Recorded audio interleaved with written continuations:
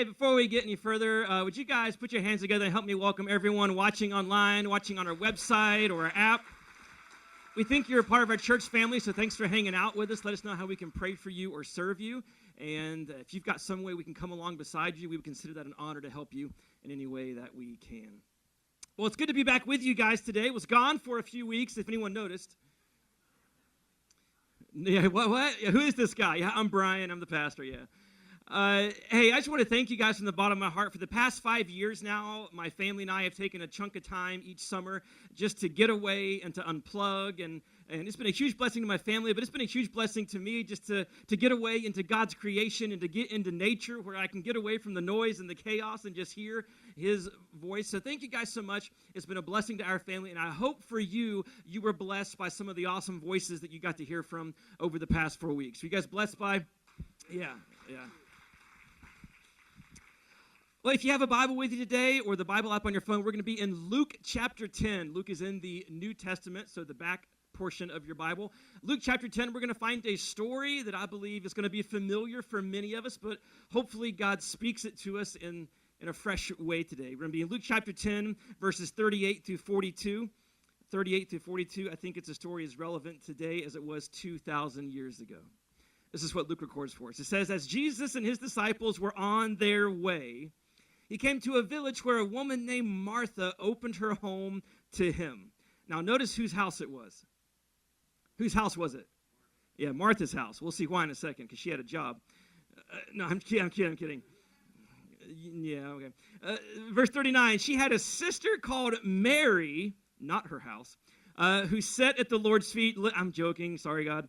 Sat at the Lord's feet listening to what he said. But Martha was what? Help me out. Martha was distracted by all of the preparations that had to be made. She came to him and asked, Lord, don't you care that my sister has left me to do all the work by myself? Tell her to get in here and help me. And what does Jesus respond with?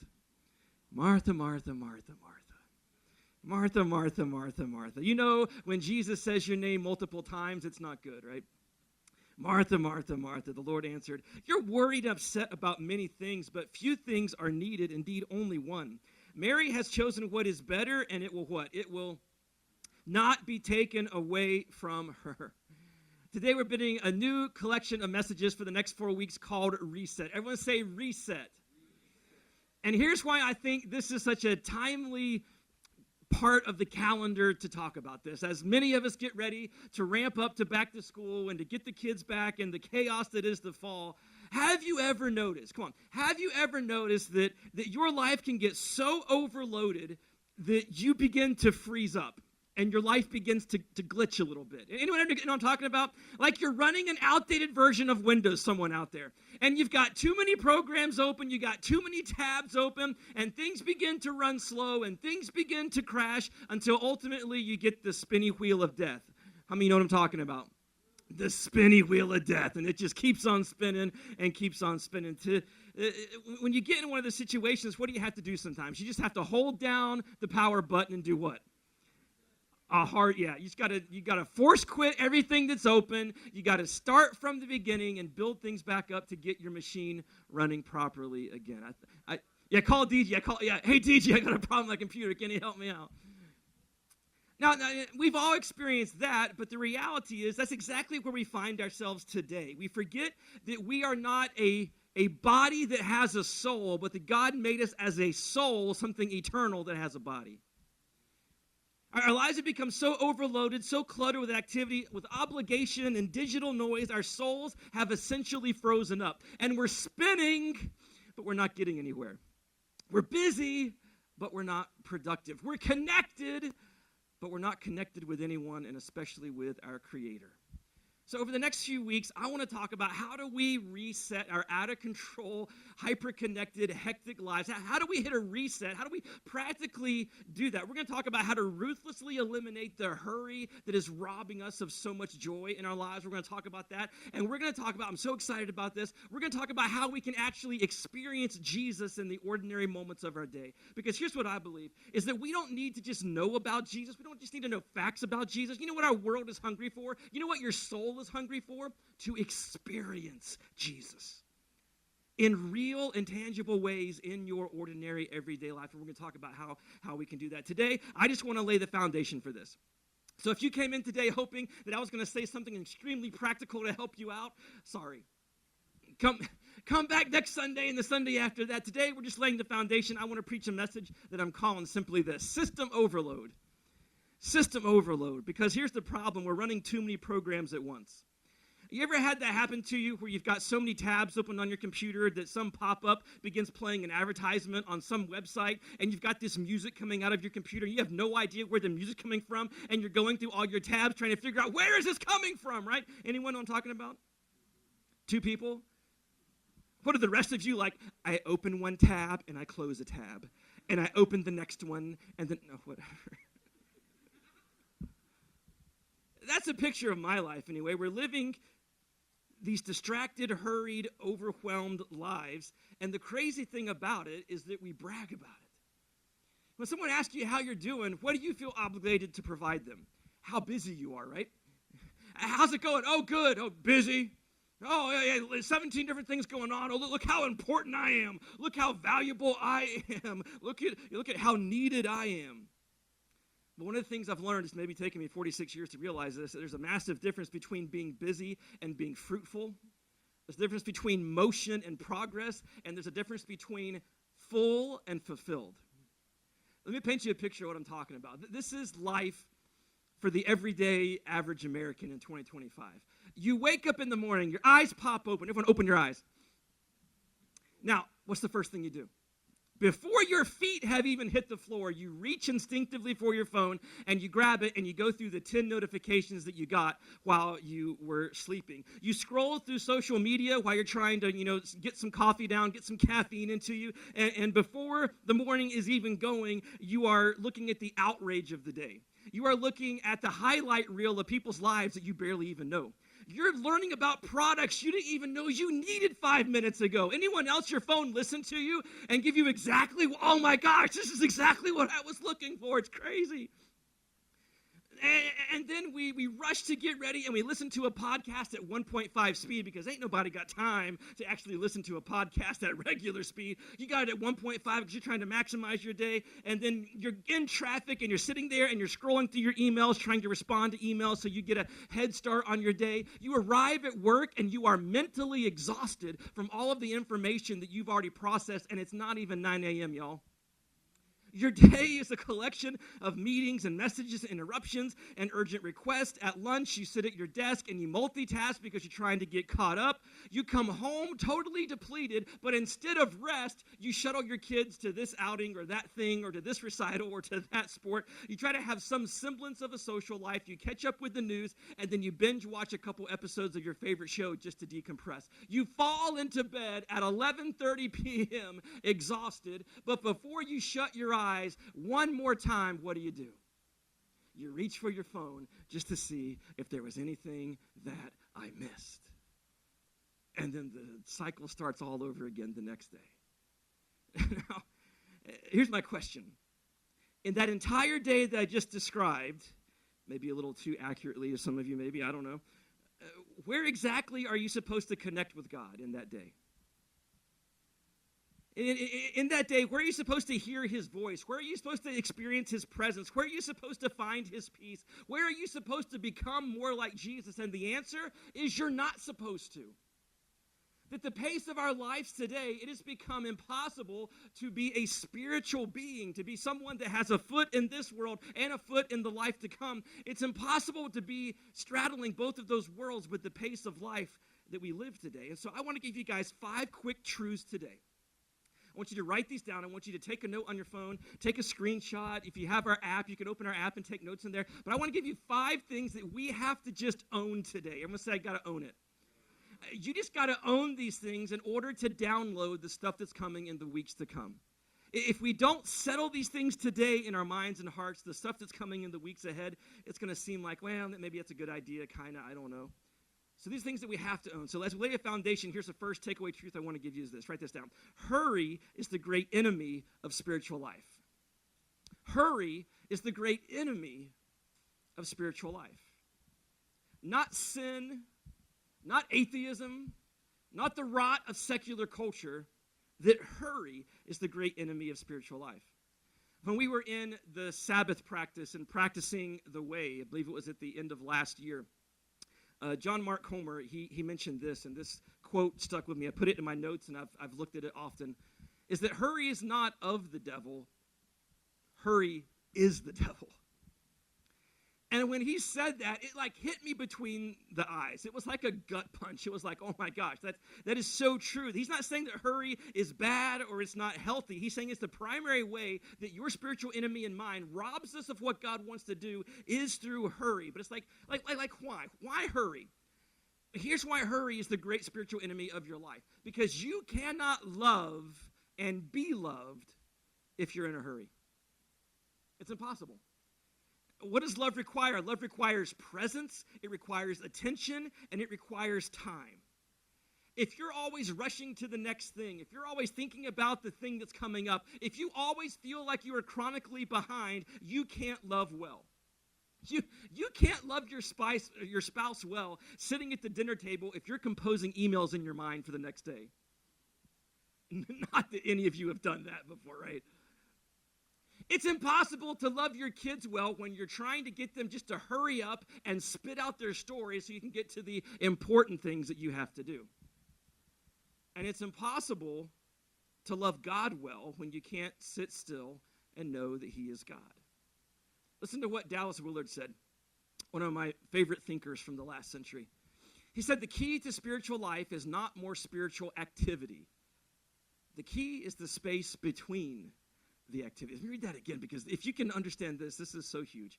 The key to spiritual life is not more spiritual activity. Hello, churches that have 1,000 things scheduled for people. The key to spiritual life is not more spiritual activity. The key is the space between those activities. But what have we done in our culture today? We have eliminated all the spaces. We filled every margin with productivity, every silence with noise, every pause with stimulation. Jesus said in John 15, apart from me, you can do nothing. But you know how you and I live our lives? I can do anything. I can do everything. I can always be on call. I can be anything and everything to everybody. We act like we're little digital deities these days. Like we are always available, always on call. We've got all the information in the world available to us. But here's the brutal truth, is that your constant connectivity is disconnecting you from the source of life itself. Let me say that again. Your constant connectivity, my constant connectivity, it is disconnecting us from the very source of life itself.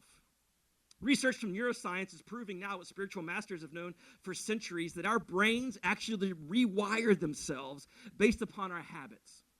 That whatever you habitually do, it actually rewires your brain. And today, when you live in a state of constant stimulation and hurry, your brain loses the capability for contemplation, stillness, and deep thought. You become addicted to the next hit of dopamine, the next notification, the next task, the next urgency. In fact, Dr. Adam Gosley's research in the book, The Distracted Mind, it's a cool book if you like to read that kind of stuff. I don't know. Some of you are like, I don't want to read anything about the mind. Okay, well, maybe this would explain some things about your mind. I don't know. I'm just saying. But in this book, he says that our brains actually can't multitask. We think that we can. We think that we can do this over here and do this over there, and we can focus on both things equally at the same time. But what happens, what we perceive as multitasking, is actually our brains flitting around from one thing to the next. That we're not actually focusing on multiple things at one time, that our brains can only focus on one thing, but it flits from this to flits to that, flits to this, flits to that. And in that process of our brains kind of flitting around to all these different 9 things we're working on, we are actually training our brain to be scattered and to be anxious and to be unable to go deep. And when I was reading this in the book and some of the research I was doing, it hit me that this is devastating for our spiritual life. Because what does prayer require? Prayer requires our attention. What does Bible meditation require? It requires our focus. What does worship today in this room, what does worship require? It requires our presence, but our brains have been trained to do the exact opposite. You want to know why your prayer life feels so dry? You want to know why reading the Bible seems so boring? Do you want to know why your worship feels so empty? It's not because God is distant, and it's not because God is inactive. It's because we unknowingly, and this is not your fault. This is stuff that was done to us, and we didn't even know it was happening, y'all. Okay, so turn to someone next to you and say, it's not your fault. It's not your fault. This is something that happened to us, but we need to know what happened to us. And what happened to us is we've made ourselves incapable of the very things that connect us to our Creator. You have to just own this, that the pace of life today is not neutral. The pace of our lives is either forming us into the image of Christ or it's deforming you into something else. And I think if we were honest today, if we sat down and went and had some tacos after this and some chips and salsa and we were hanging out together, I believe that you would say, you know what, Pastor Brian, I feel like that the pace of my life is actually deforming me into something that looks nothing like the Prince of Peace that we claim to follow. It's actually making me into an anxious, distracted, hurried person. That's the first thing that we have to own. Second thing is this. Write this down. We've chosen the way of Martha over Mary. We've chosen the way of Martha over the way of Mary. Go back to our text in Luke chapter 10 if you still have that, because you've got two sisters there, and both of them love Jesus. Both of them want to serve Jesus. Both of them want to honor Jesus, but they're going about it in two radically different ways. Martha is doing what we would all affirm is good and necessary work, amen? Like, whose house was it? Martha's house. And why was it Martha's house? Because Martha probably had a job. Martha was the one that went and bought the food. Martha was the one that was preparing the food. Martha was the one that was cleaning the house. Martha was the one that was making sure that all the guests were taken care of. If everyone just sat around listening to Jesus all the time, nothing would get done. Right? Jesus would roll up and be like, so what's prepared? Nothing! Welcome to my house. Now, we would all affirm that what Martha was doing was good and necessary, but notice what the text says about Martha in verse 40. It says, but Martha was what? Oh, come on, help me out, church. Martha was distracted by all of the preparations that had to be made. The Greek word here is parisipo. Parisipo. It literally means, I'm probably butchering that because I can't pronounce Greek at all. I have to go on YouTube and listen to Julian. You guys ever listen to Julian on how to pronounce things? You go on YouTube and there's this guy, hello, my name is Julian. I will help you pronounce this way. And so I'm putting all my cards on the table. I can't pronounce Greek, but it's participao, okay? You can take my word for it or look it up yourself, and you can listen to Julian. Today we will teach you how to pronounce this difficult word. I'm just putting it out. All right. So the word literally means to be pulled apart in different directions. Imagine someone on this side and someone on that side pulling your arms as hard as they could. That's what this word means. It means to be scattered. It means to be overwhelmed by many things. You see, Martha wasn't just busy. She was anxiously busy. Martha wasn't just busy. She was worried busy. She was resentfully busy. And here's the kicker, because I'm Martha more times than I want to admit. She was so busy serving Jesus that she missed Jesus. Can anyone else relate to that? We're so busy doing what we think we're supposed to be doing that we miss out on the one thing that we're here to do.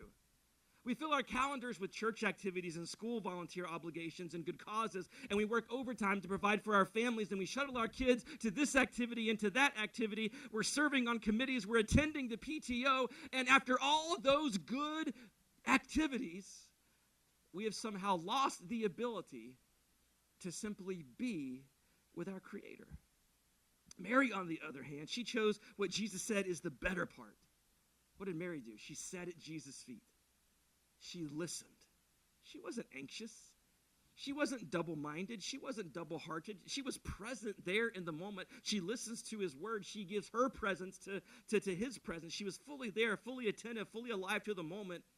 And here's what's always bothered me as a lifelong Martha, is that Jesus actually affirms what Mary does. And that's always bothered me. It's always bothered me that Jesus actually gives Martha a hard time and says, what Mary has will not be taken from her, right? Martha, Martha, Martha. No, Mary's chosen what's more important, and this is not going to be taken from her. So back off, sister. Okay, maybe added the last part there, but Jesus says something to that extent. He says that she chose the one thing that was necessary. So this is huge. If Jesus is telling you and I from 2,000 years ago, what is the one thing that is necessary, we would all fill in the blank with all kind of different things, right? Well, maybe someone will say devotion or faith or service, or I don't know what you would fill in the blank. The one thing that's necessary. What does Jesus say is the one thing that is necessary? It's intimacy with him.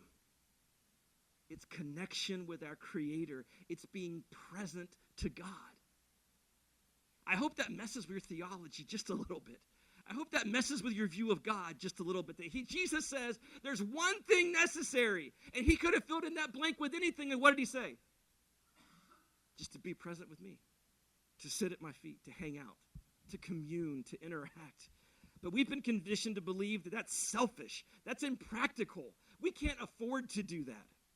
We've bought into the lie that our productivity determines our worth, that our busyness provides our importance, that our achievements validate our existence. Listen to me. You were not made by God to be a human doing. You were made to be a human being, to be in relationship, in connection, in communion with the God that loves you. But that requires time, and it requires attention, and it requires your presence. The exact things that our culture has told us that you can't afford to give up. I love what John Eldredge says about this, one of my favorite authors. He says, most of us have no idea how to be alone with God. I mean, we could just stop and preach a whole message on that right there. Most of us have no idea how to just be alone with God. We've been taught to do things for God, but not how to what? How to simply be with God. We know how to serve Jesus, but forgotten how to enjoy Jesus. We know how to work for the kingdom, but have lost the art of resting with the King. And the tragedy is that we're giving our best to secondary things. We spend all of our time and energy on good things, and we forsake the best thing, the thing that is most needed, the thing that cannot be taken away from us. We're so busy building our kingdoms that we've neglected the relationship with the King of Kings and Lord of Lords. And here's what's happening, is we're achieving great things, but we're losing our souls in the process. If I could say one thing about our culture today, that would be the thing that I would say, is that we are losing our souls. We are losing touch with the thing that is eternal about each of us. This is what Martha got right, or what Martha got wrong, and what Mary got right. We've chosen the way of Martha over Mary. Number 3 is this, is your pace is stealing your peace. You just have to own this, that your pace today is stealing your peace. You know, I was thinking about that this week, and Jesus never got in a hurry. If you've ever read through the Gospels before, you never see an account where Jesus had to hurry up and go here, or someone said, Jesus, hurry up, go. And Jesus just kind of went throughout his day with purpose and intentionality. The Son of God, he was here for only 3 years of public ministry. He had the entire world to save, and he never rushed. He never got frantic. He never got overwhelmed. Let that sink in for a second. The people were literally dying. People needed to be healed. People were lost. People needed hope. The salvation of the world literally hung in the balance. And what do we regularly see Jesus doing? Hanging out by himself and praying. Just hanging out with God. What do we see Jesus doing? We see him resting. We see him gathering his disciples in the midst of all the craziness and stuff that had to go. Jesus would say to him, let's go away to a quiet place and rest. What? Are you kidding me? There's a line of people that still need to be healed. This is not how you start a movement, Jesus. No. This is not good for PR. How's this going to look on the gram if there's a line of people that you walked away from? Jesus says, no, let's get away and let's rest together. You know what we see Jesus doing? Jesus lingered with people around meals. Jesus loved to break bread. He loved to eat, and he would linger. You know what Jesus did? It was no one else did this. You know what Jesus did? He made space in his life for the little kids. No one in that culture was doing that. And here is the Son of God living with intentionality and peace. And if you're like me, you look at Jesus' life, you're like, how is that possible? like I'm not the Messiah, but I've got all these things that have to get done. I'm running around like a chicken with my head cut off, and here's Jesus like, hey, what's for dinner? Whose house are we going to eat tonight? And it hits me over and over and over again, and I forget this so easily. God, help me. You can't give what you don't have first. You can't give peace to someone if you don't have peace yourself. You can't lead someone to rest if you're exhausted. And you certainly can't point people to Jesus if you've been too busy to be with Jesus yourself. You see, Jesus lived from a place of deep connection with the Father. He regularly took time to recharge his spiritual batteries through solitude and silence and prayer. He protected his inner life so that he had something to give from his outer life. And we've taken that and totally inverted it. And we give and we live from our outer life, and we have nothing in our inner life to give. And so we live from our energy and our willpower and our adrenaline, and we wonder why we burn out. We try to sustain ourselves in our own strength and then collapse when our strength runs out. Dr. Richard Swenson talks about something called margin, the space between your load and your limits. And in a book I was reading, he says that most of us are living today beyond our limits. We have no margin. We have maxed out our emotions. We have maxed out our time. We have maxed out our mental capacity. We have maxed ourselves out spiritually. And we wonder why we feel on the edge and behind and perpetually stressed. And here's what I want you to understand. Your pace of life is not just affecting your productivity. It is stealing your peace. It's robbing you. It's not just making you tired. It's making you spiritually malnourished. It's not just keeping you busy, it's keeping you from becoming the person that God created you to be. Because when we live without margin, you've got no space for God to interrupt. When you live without margin, you've got no capacity for the Holy Spirit to lead you into his divine appointments. You've got no capacity to be generous with your time with people that need it. You can't linger in conversations. You can't be fully present, to the people that you love.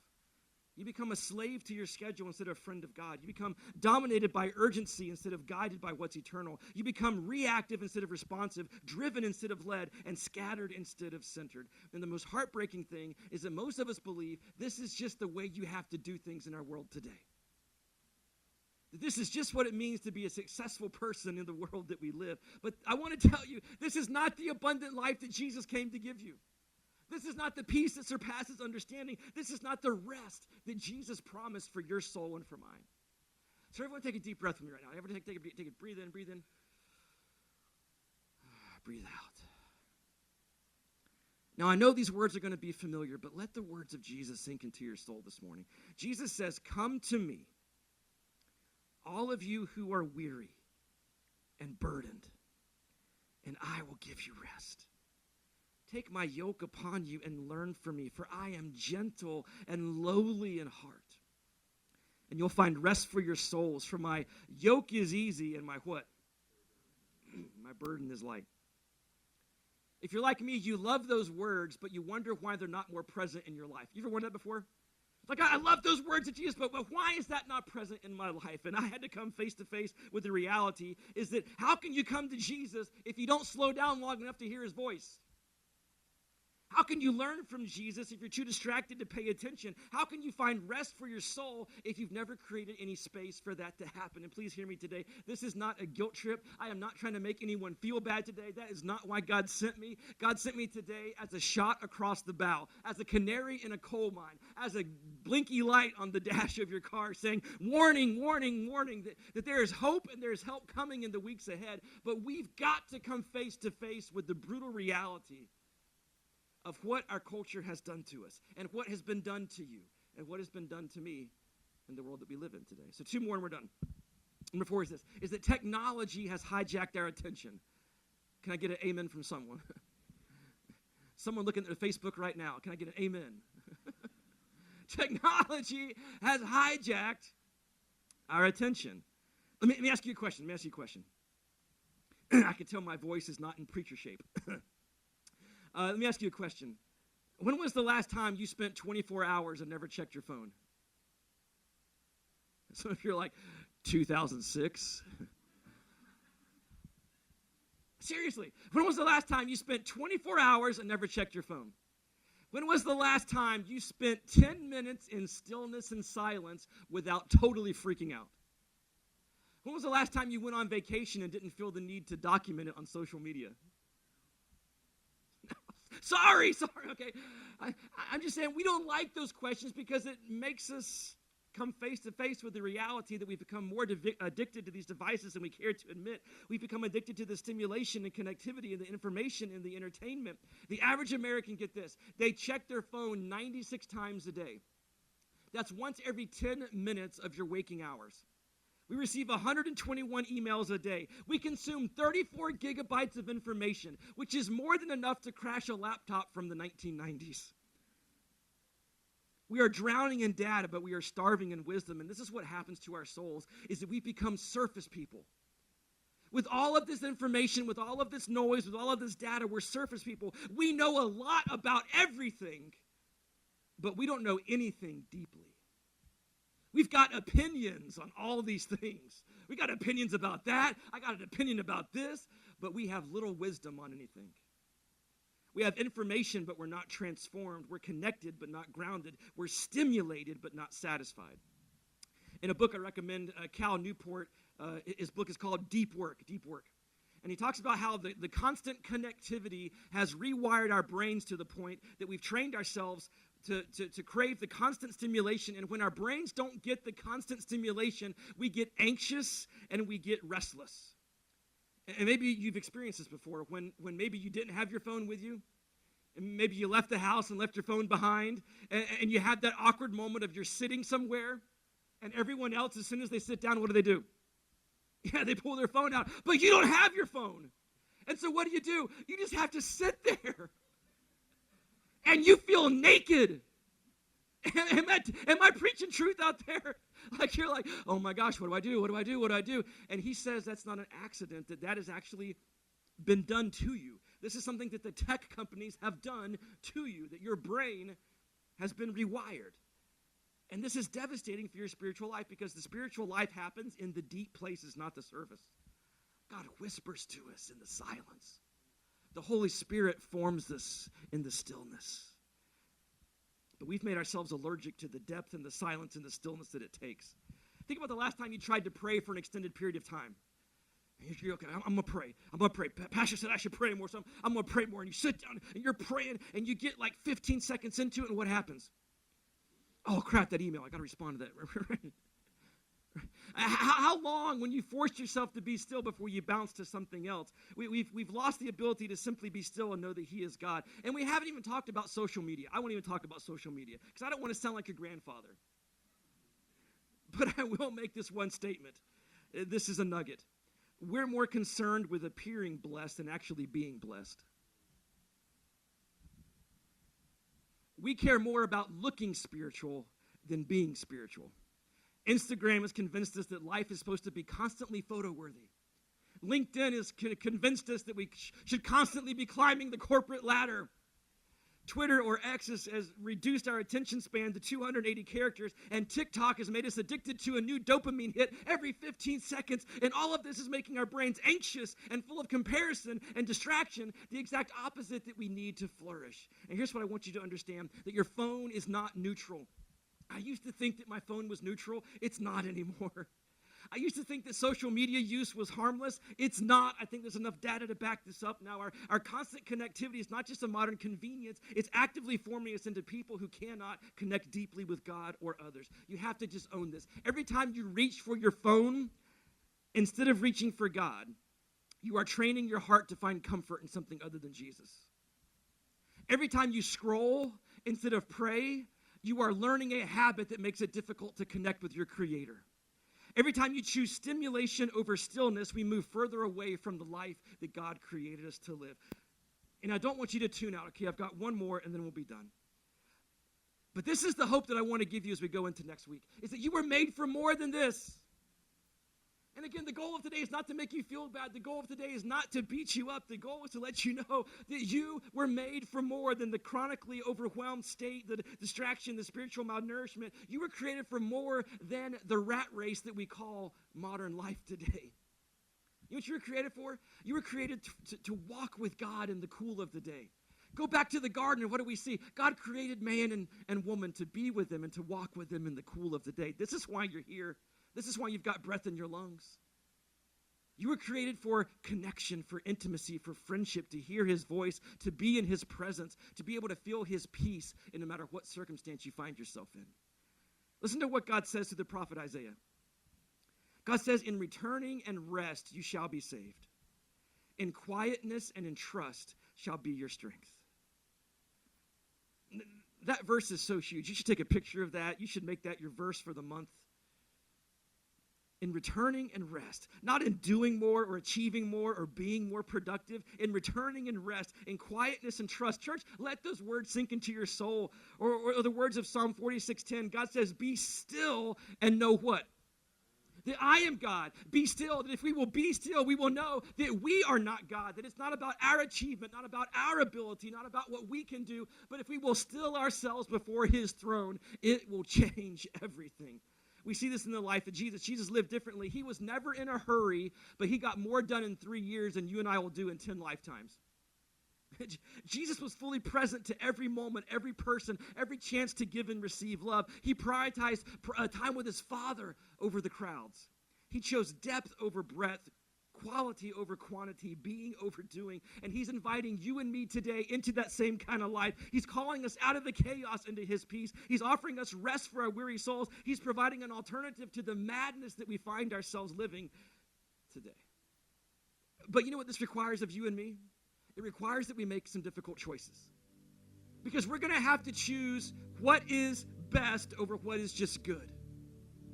We're going to have to learn how to swim against the current of a culture that worships busyness and values productivity over presence. And I promise you, in the next 3 weeks, we're going to talk about how to reset your life practically. We're going to talk about what needs to go, what can stay. We're going to talk about how to ruthlessly eliminate the hurry. We're going to talk about how to experience Jesus in the ordinary moments.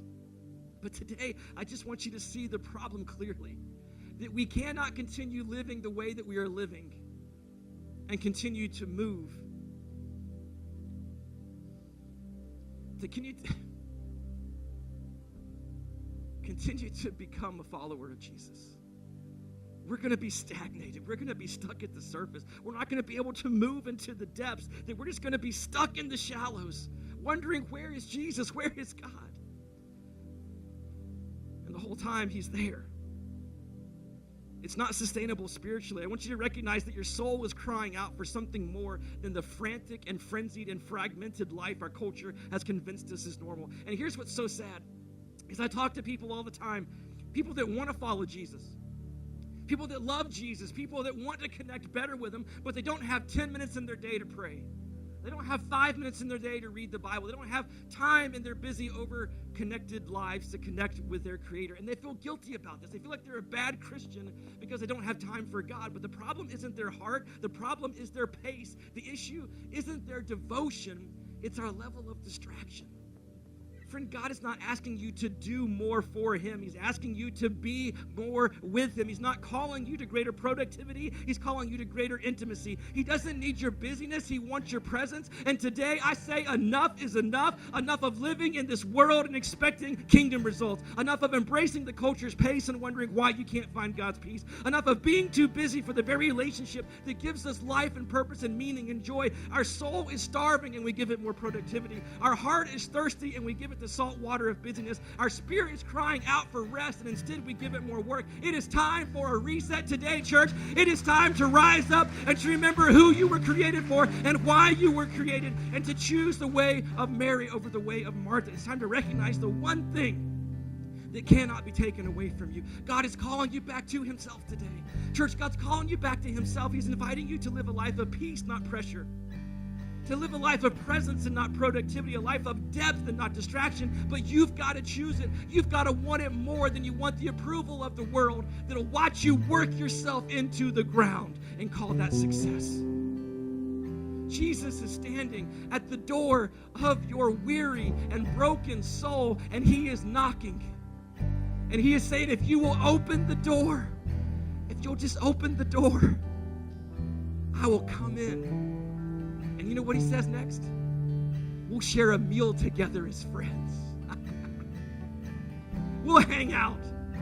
We'll get dessert too. Friend, God is saying to you this morning, come to me. Return to me. Be still with me. Remember who and whose you are. Remember your value does not come by what you do, but in my love for you. Church, my question is, will you hear his voice today? Will you respond to his invitation? Will you choose the thing that cannot be taken away from you? Would you pray with me today?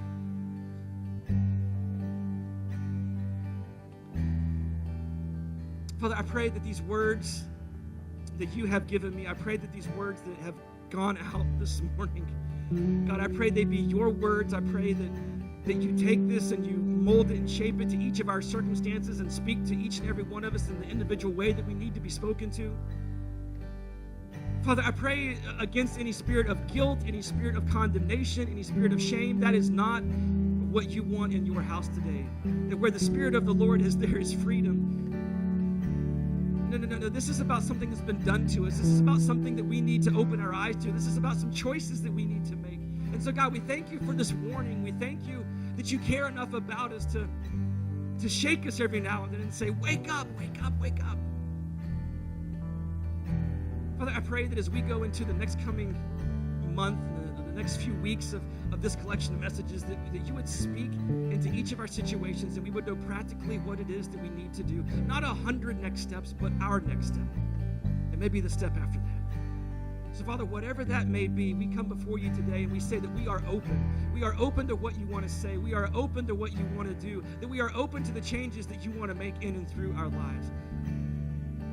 So, Father, today as we try to create some space for you, as we try to block out the noise for a minute, as we try to push the world back and the obligations and the craziness that are waiting for us when we walk out of these doors, we want to begin with gratitude. We want to begin with gratitude. We are so grateful for your love. We are so grateful for Jesus. We are so grateful for the cross. We are so grateful for your forgiveness. We are so grateful for everything that you have done for us. We get so distracted and we forget of what you've done. So, Father, today, as a way of bringing our hearts back and preparing us for the weeks to come, we sing this as a declaration to you. We put our hearts in the healthiest place, in a position of gratitude. Church, would you stand and sing these words with us this morning?